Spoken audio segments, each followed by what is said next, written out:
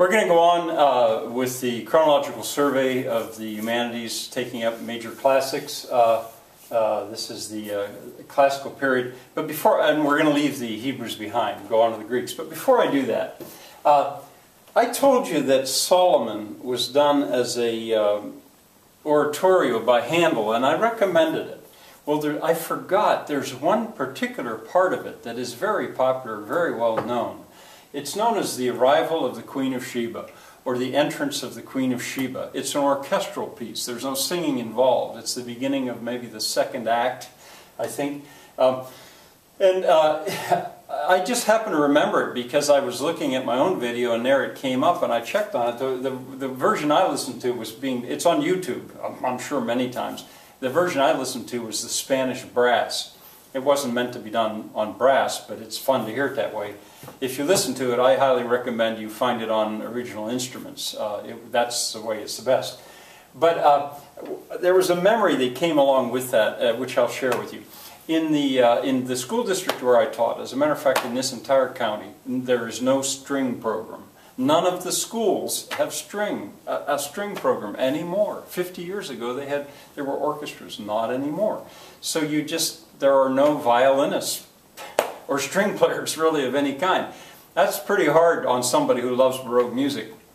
Now my choir sings Baroque music, but anyway, I used to find some way that I could still have the kids share Baroque music, and I even tried to put together a little orchestra of my own. I used flutes instead of violins because there were no violin players. We gave a little concert or two, but ultimately it failed. But anyway, what I remember is I got out the Entrance of the Queen of Sheba and found it and got music and stuff, and I got some kids together and a flute player. And there was one high school girl flute player came down. I think her name was Stephanie. I'm pretty sure. But anyway, we were going through it, and I was playing the piano to hold the whole thing together. And of course, it sounded horrible. But we got to the end of it, and she was so excited. She was almost jumping up and down. She said, "That is the most fun thing I've ever played in my life. That was wonderful." You know, she'd only ever played marching music and band music and on the football field and stuff. I remembered her. All right, anyway, on we go. This is the classical period. We're down to the letter F. It was the Sumerians, Babylonians, Phoenicians, Egyptians, ancient Hebrews, Greeks, the ancient Greeks, henceforth GK. I'll just get this started today. There's so much about the Greeks. Don't worry. I'm not going to try to do it all. Well, always trying to go in chronological order. I say to myself, where do you start? Well, how old can you go? Let's start with gods and goddesses. Mythology. So for a little while here, I want to talk about Greek mythology. There is so much. And usually when I get to the end and I finally admit to the kids, there's way more than I can possibly cover here. I say, see this book, Edith Hamilton's Mythology.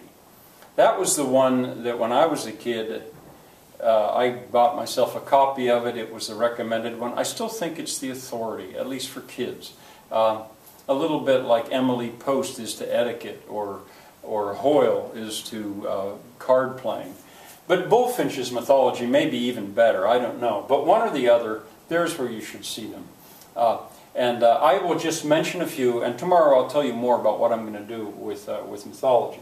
But the story of Zeus is a good one to start with. Zeus, I'll run it by you so quickly here. Zeus's father, Kronos, the god of time, or one of the kids that don't know, he wasn't a god, he was a titan. Oh, okay, whatever. Anyway, Zeus's father, Kronos, was gobbling up his children as they were born. I think his mother was Rhea. And Zeus was the youngest. A child would be born, he'd gobble them up. But Rhea didn't save Zeus by tricking her husband, or at least her mate here, Kronos. She wrapped a rock in a blanket, and Kronos came and gobbled up the rock and thought he'd got Zeus, but he didn't. Zeus was raised by shepherds. Now, I don't know if you recognize this yet, but here is the endangered royal baby epic theme. Once Zeus becomes old enough and he returns, then he gets his brothers and sisters who, being gods and goddesses, miraculously aren't digested and I don't know, somehow they're thrown up again or something like that. Anyway, they join him and they go to war against Kronos, and the Titans get involved, and monsters and all. But in this great war against Kronos, ultimately Zeus kills Kronos, his father. The reason Kronos, I think, was doing that to his children was because, oh, I can't remember. Kronos, I think, had killed his father. Check on it if you want. And then Zeus becomes king of the gods. And he divvies everything up. And there's 6. That helps a lot to realize that there's 6. Kronos gets the sky, Poseidon gets the sea, Hades gets ripped off, he gets the land of the dead. Those are the 3 boys. And then there's Hera, she becomes queen of the gods, even though she's Zeus's sister, she's his wife. There's Hestia, she's the goddess of the hearth. And then there's, I didn't look this up, give me a chance. Ceres, I get mixed up too because the Roman names and the Greek names are the same, or slightly different. There's Ceres, that's her. Anyway, there's Ceres, she's the goddess of the harvest.